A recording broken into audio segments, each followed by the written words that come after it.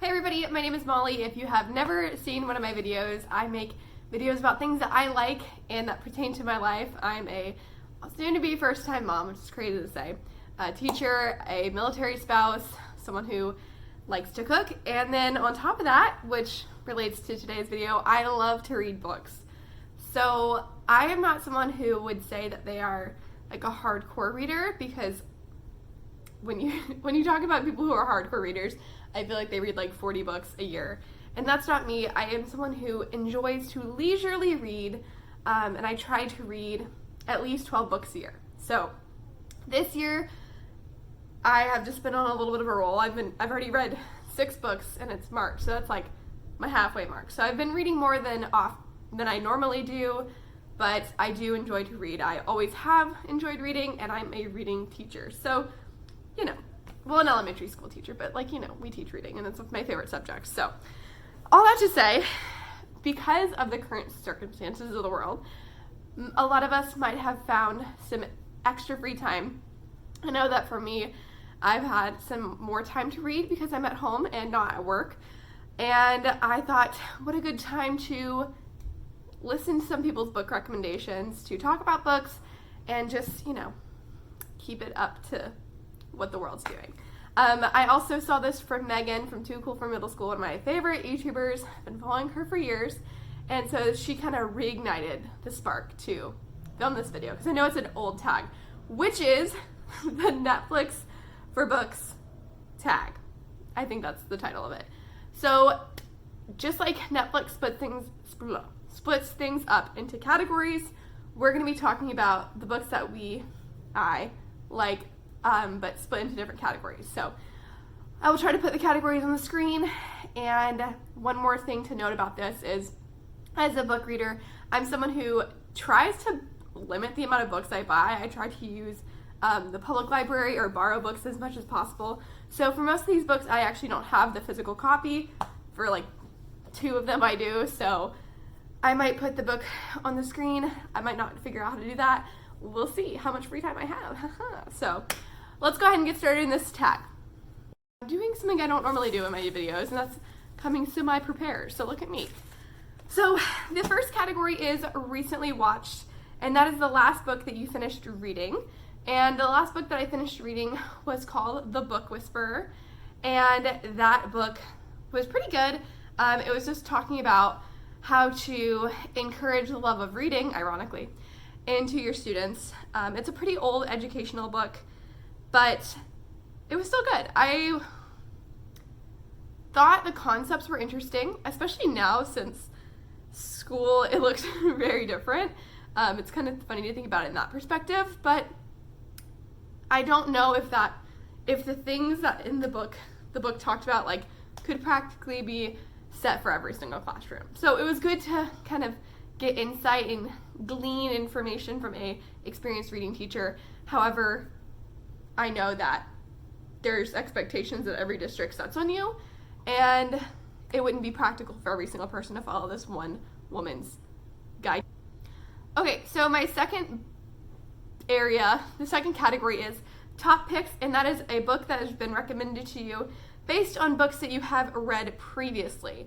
So I actually should go get this book. 1 second. I'm pregnant! So this book comes recommended from Goodreads because I just finished Ellen Hildenbrand, hopefully that's how you pronounce her last name, her book, The Summer of '69, which was really good. I had waited forever for the public library to have that. So this is The Perfect Couple, another book by her that comes recommended, and I actually got this book the day before the library closed. So I'm glad, because it's a thick daddy book. It's got 500 pages, so hopefully it will keep me occupado. So that is a book that came recommended, and I got that recommendation off of Goodreads.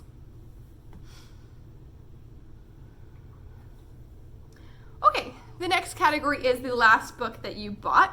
And again, like I said, I don't buy a ton of books, but the last book that I picked up at the library, other than The Perfect Couple, is a book that comes really highly recommended, very popular.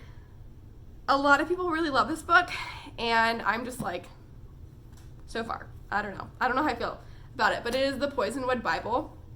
Another thick daddy book that I got because, who knows when the library's opening up again. Y'all, this book comes, this is a, not classic, but people love this book, and I just really, I'm only on page 25, and that's kind of sad because I've had this book for like 3 days, and I just have not really wanted to read it, which is interesting because it sounds like a book that'd be right up my alley. I just haven't really fallen in love with any of the characters yet, so that's the last book that I picked up. The next book the next category is popular on Netflix. And this category says books that everyone knows about. This book, everybody knows about. And I really, really, really, really enjoyed it. I cannot say really enough why. That's terrible. I shouldn't say really so many times, but I loved it. I read it within like 24 hours, couldn't put it down. It is Little Fires Everywhere. And yesterday, actually, I got to see the first episode of Little Fires Everywhere on Hulu. It has Reese Witherspoon, hello. Kerry Washington, hello. It was great. So please go get that book. It was really popular. Read it over the summer. I recommended it to like everybody who I know that isn't necessarily a huge reader but likes an interesting story, because that's exactly what it is. So Little Fires Everywhere, definitely a popular book, and now it's not a Netflix show, it's a Hulu show, so recommend that. The next category is comedies, and I don't know whether to classify this book as a comedy, but I'm going to go ahead and classify it as a comedy, and that is Trevor Noah's Born a Crime. This book, at some points of it, I was laughing so hard I could have started crying. It is Trevor Noah's autobiography about being born in South Africa in the end / transition of apartheid. Y'all, not only is it so informative and just made me think so deeply about race and the way that we live in American culture, but it was so funny. Like, you just have to. I was talking to one of my husband's friends today, asking him if he's read this book, and he was like, well, do you have to like Trevor Noah? Because I don't think he's funny. Can't relate. But I was like, I don't think if you don't like The Daily Show, that would necessarily impact your opinion of this book. It's not a super political, as of like right now what's going on in politics, book. It's just his life story, and he has so many funny situations that have happened to him. So this was definitely a great book. Again, I read it in like 3 days, couldn't put it down. Stopped reading all the other books I was reading at the time. A great book. So Born a Crime by Trevor. The next category is watch it again. So a book that you would want to reread. And this was hard because honestly, I feel like there's so many books that I want to read for the first time that the idea of rereading a book is like kind of a waste of time for me. But one of the books that I said was my favorite book from like high school till the end of college, which is not really true anymore, is Francine Rivers' Redeeming Love. And I just want to reread that book because I want to see why I was so enthralled with it. I really loved romance novels in high school. Nicholas Sparks was like one of my favorite authors, and I cringe at thinking about that. So I want to read it again just to hopefully see from a different perspective that maybe this book is like actually really good, and it's just not me being like a little naive teenager who thought that, but it probably was. So Redeeming Love by Francine Rivers is a book that I would like to reread. Next is documentaries, and this is a nonfiction book that you recommend to everyone, which is hard because I read a lot of nonfiction, but I don't necessarily think it should fit with everybody. I almost said the Bible for this, but I am not going to say the Bible. A book that is nonfiction that I think everyone really would benefit from reading is It's Not Supposed to Be This Way by Lisa Turkish. Whew, y'all, that book got me through some hard times, I will tell you that. And especially considering the world events that are happening right now, I think it might help those who are struggling to cope with what the heck is going on in this world. What do you do when life disappoints you? Y'all, that book was so good. I actually bought it, and then I've since given it away to somebody because I want everyone to read it. It really changed my perspective and helped me grow closer to the Lord during times of this is really not how I thought my life was going to go. And I definitely am holding on to some of those truths right now when the world doesn't look like I expected it to look. So it's not supposed to be this way. Awesome book. Proverbs 31 Ministries. Love them. 10 out of 10 recommend them. Okay. So number 10, I should just skip this category because I actually have nothing to suggest to you. It's Actions and Adventure, an action-packed book. And I don't read action-y or fantasy books. Like, that's just not the style, the genre that I prefer. And I would be lying to you if I had any book that I would say is like just super intense. The last book that I read that was kind of action-y, but it's still like not action,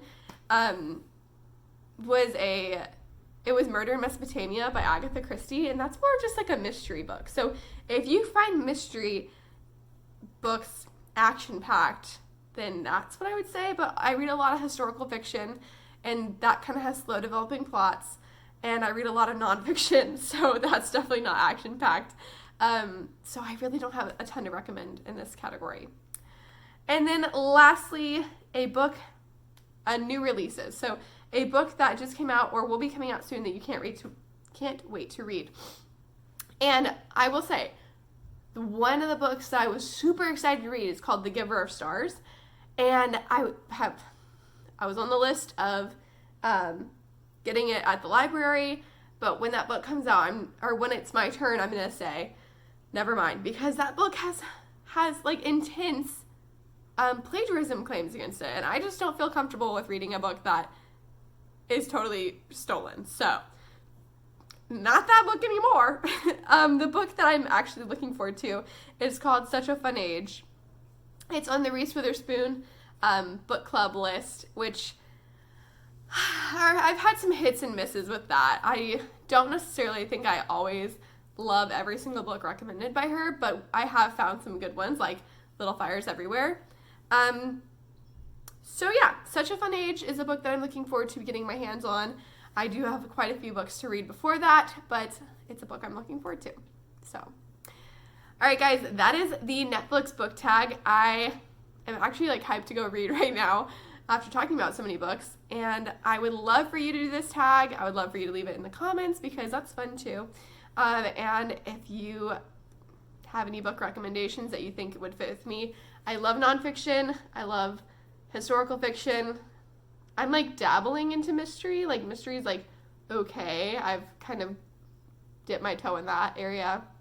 I love religious books. Anything that's like, what's the word?